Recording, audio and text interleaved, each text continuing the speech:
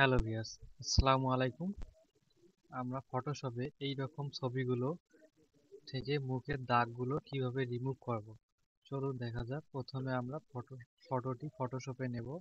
এরপর আমরা ফটোশপ থেকে ধরে এখানে একটি ডুপ্লিকেট লেয়ার করব। এরপর আমরা এখানে উপরে দেখেন লেয়ারের নরমাল অপশনটি আছে।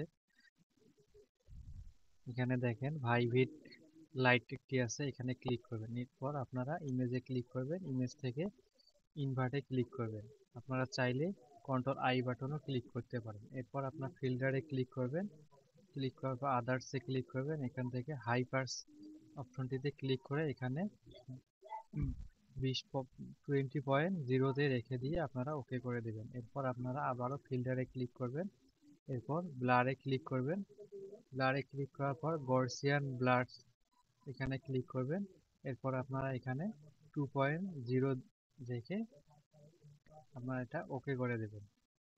এরপর আপনারা কিবোর্ড থেকে অল্টার বাটন প্রেস করে আপনারা এই লেয়ারে এই অপশনটিতে ক্লিক করবেন। এরপর আপনারা ব্রাশ টুলটি সিলেক্ট করবেন, সিলেক্ট করে উপরে ক্যাপাসিটি 100, উপরে এই যে ফলোট 100 করে রাখবেন। এরপর আপনারা ব্রাশ টুলটি ফেসে ইউজ করবেন, দেখবেন আপনাদের মুখের দাগগুলো কিন্তু খুব সহজেই উঠে যাচ্ছে।